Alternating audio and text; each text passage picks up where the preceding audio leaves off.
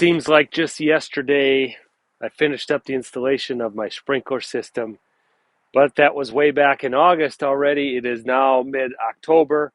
We're getting freezing temperatures at night. The deer are starting to move. The leaves have changed. They're coming down, so it is time to winterize our sprinkler system. Let's get to it. To do this, we have to start in the basement here where our supply line is coming from.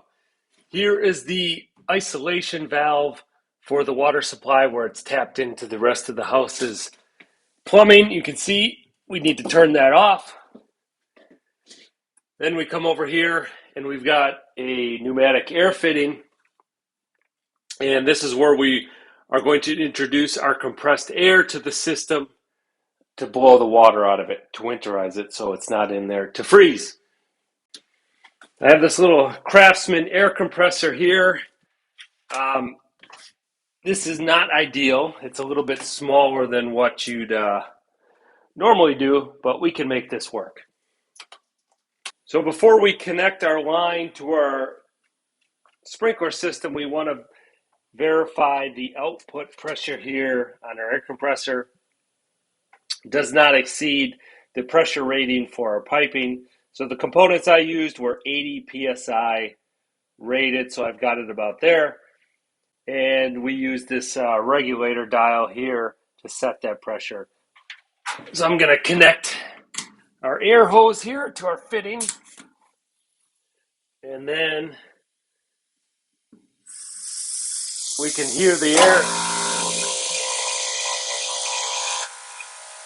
So the next thing we want to do is manually toggle on and off our zones. So if you do not have a Wi-Fi connected device with an app control, you'll have to come to your controller. Otherwise, if you've got it on your phone, we'll do it on the phone. That's what we have, so we're going to go watch outside. Okay, we're at zone 1 here. We're going to kick it on and observe what happens at our sprinkler heads here.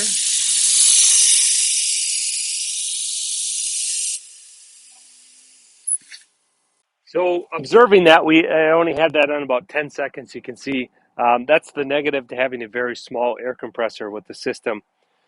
We got to wait for it to build up in all of the supply lines, and then we can toggle that zone on for a short period of time, let that blow out the water, and when we've got just air left, we're done.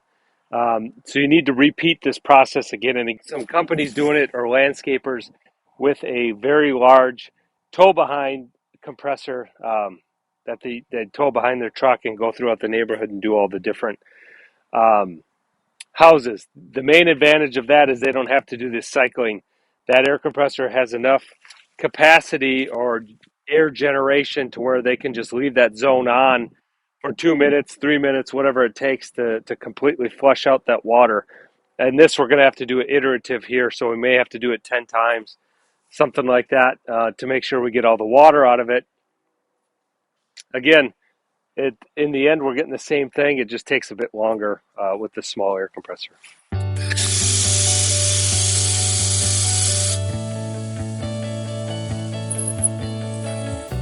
All right, so looking at that, there was still some mist coming out, but I think zone 1 is almost complete.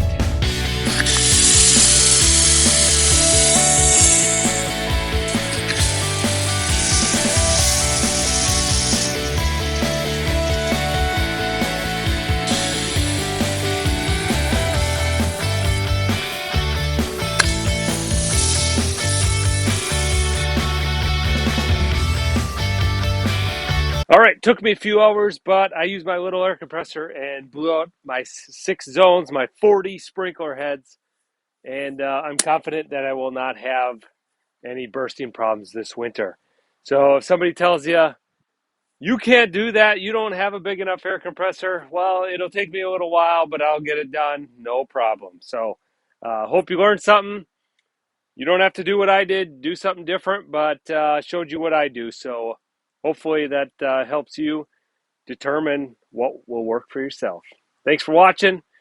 If you find any value in this, please consider subscribing to my channel. Helps the folks over at the YouTubes know you like my content and helps recommend it to others. So thanks for watching. Adios.